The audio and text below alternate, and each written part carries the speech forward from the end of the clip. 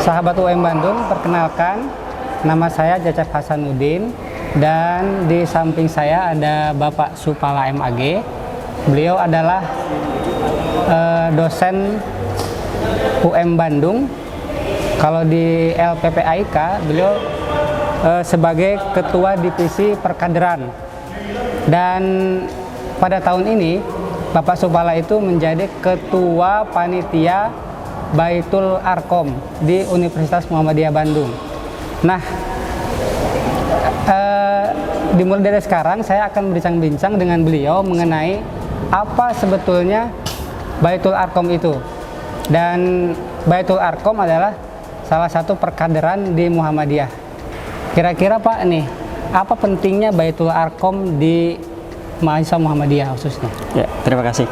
Bismillahirrahmanirrahim. Assalamualaikum warahmatullahi wabarakatuh. Jadi perkaderan di Muhammadiyah itu, ya, itu kan namanya Baitul Arkom ya pada umumnya. Kita mengambil konsep ya, Baitul Arkom itu adalah perkaderan Rasulullah Muhammad SAW. Dulu pada masa awal Rasulullah Muhammad SAW itu berdakwah ya. Beliau membina para sahabat gitu, para sahabatnya itu di rumahnya Arkom bin Abi Arkom. Ya, jadi Baitul Arkom itu adalah tempat perkaderan para sahabat Rasul langsung dibina oleh Rasulullah SAW. Nah, berhasil beliau Rasulullah itu membina itu di Baitul Arkom itu sehingga para sahabat menjadi orang-orang yang betul-betul terpilih gitu, menjadi hamba Allah pilihan, orang-orang yang membantu perjuangan Rasulullah gitu kan untuk menyebarkan risalah Rasulullah gitu, agama Islam sebagai rahmatil alamin gitu kepada manusia yang lain, kepada hamba-hamba Allah yang lain seperti itu. Nah, jadi Baitul Arkom itu di Muhammadiyah merupakan satu perkaderan utama seperti itu. Mudah-mudahan gitu dengan perkaderan Baitul Arkom itu ya terutama mahasiswa itu menjadi kader-kader Muhammadiyah pelanjut gitu. Nah, risalah atau misal dakwah Muhammadiyah seperti itu. Kira-kira pentingnya Baitul Arkom untuk terutama mahasiswa baru UM Bandung ini seperti apa, Pak? Ya, jadi salah satu ya tujuan adanya Baitul Arkom itu khususnya di kalangan mahasiswa baru itu adalah untuk memperkenalkan al-Islam dan kemuhammadihan. Jadi mahasiswa itu diperkenalkan bagaimana Islam yang rahmatil alamin, Islam yang santun, kemudian Muhammadiyah diperkenalkan organisasi Muhammadiyah dan ortomnya dan lain sebagainya, sehingga mereka memahami, oh iya ternyata di Universitas Muhammadiyah Bandung ini itu ada ciri khas ya. Ciri khasnya itu adalah al-Islam dan kemuhammadiyahan, supaya mereka ngerti dan paham tentang Islamnya, tentang agamanya, dan juga tentang organisasi Muhammadiyah seperti itu. Dan juga dakwah-dakwahnya lain sebagainya seperti itu. Kan kita dikenal ya, kita ini sudah namanya Universitas Muhammadiyah Bandung. Ya. Itu kan mahasiswanya beragam. Betul. Baik etnis, ya, suku dan ras, bahkan agama. Betul. Nah, beberapa mahasiswa baru kan ada juga yang non-Islam gitu. Betul. Seperti ya, apa nih mengikuti Baitul Arkom? Ya, jadi Muhammadiyah itu kan filosofinya seperti matahari. Selalu menyinari, memberi manfaat kepada siapapun seperti itu. Jadi semuanya ya, baik itu mahasiswa yang non muslim maupun muslim ya, seperti itu, mereka menimba ilmu, tholabul ilmi di kampus ini ya, kampus tercinta kita. Nah, bagaimana misalnya strategi mereka mengikuti Baitul Arkom? Di sini kita itu punya beberapa konsep ya, beberapa materi. Misalnya materi tentang aku dan kampus Islamiku. Nah, karenanya kalimat Islamiku itu adalah nilai-nilai Islam, nilai-nilai Islami, nilai-nilai yang rahmatan lil alamin seperti itu. Jadi kalau kita lihat dari konsep Muhammadiyah menyerap sifat Kanjeng Nabi Muhammad SAW, berarti apa? Kita pun tahu Rasulullah misalnya bertetangga dengan non muslim seperti itu ya. Tapi tetap hubungan itu, apalagi di kampus kita, tetap mereka ingin tercerahkan ya, dalam masalah tholabul ilmi, tapi tanpa mengganggu keyakinan mereka. Silakan. Misalnya tentang kampus Islamiku, kemudian ada materi juga tentang ibadahku, tentang masa depanku, kemudian juga tentang Muhammadiyah. Jadi yang beririsan, misalnya di sini kan ada juga materi praktek ibadah dan tilawah. Kalau itu tentu tidak mengikuti seperti itu. Nah, hal-hal yang bersifat umum, hal-hal yang bersifat wawasan itu silahkan. Seperti itu. Misalnya mengenai tentang Muhammadiyah, apa sih Muhammadiyah itu, bagaimana gerakannya, apa sih tujuannya dan lain sebagainya, gitu kan. Jadi adanya dakwah Muhammadiyah itu perlu dirasakan oleh semuanya. Seperti yang tadi saya katakan, filosofi seperti matahari selalu memberi manfaat kepada siapapun, seperti itu. Insya Allah Islam itu adalah sebagai rahmatan lil alamin, seperti itu. Nah, Baitul Arqam tahun ini kan diadakan di bulan Oktober nih. Ya. Nah, hari ini itu adalah minggu ketiga, Pak ya. Betul. Nah, kira-kira apa pengalaman yang bisa ditangkap dari mereka dari minggu pertama, kedua, dan hari ini mungkin? Ya, jadi tahun sekarang itu ada 1.614 mahasiswa yang baru ya di kampus kita. Itu semua di Baitul Arqam. Nah, biasanya tatkala saya bincang-bincang dengan kawan-kawan di PTM yang lain gitu, Perguruan Tinggi Muhammadiyah, itu hanya kalau di kita mungkin pesonamu ya. Atau misalnya yang lain ada namanya masa ta'aruf atau apa. Nah, di UM Bandung selain ada pesonamu seperti itu, kemudian kita mengadakan Baitul Arqam ya, itu per fakultas seperti itu. Kebetulan hasil rapat kami di LPIK, maka seluruh mahasiswa yang jumlahnya 1.614 itu dibagi menjadi 4 gelombang tiap pekan ya. Sabtu Ahad Fakultas Sains dan Teknologi, kemudian Sabtu Ahad kedua itu adalah Fakultas Soshum, Sosial Humaniora, kemudian yang ketiga sekarang itu adalah Fakultas Ekonomi dan Bisnis, nanti yang terakhir adalah Fakultas Agama Islam, seperti itu. Jadi bergelombang, itu bertahap gitu, ada kurikulum. Jadi ada 5 materi. Kemudian juga ada Qiyamul Lail ya, bagi muslim yang wajib diikuti.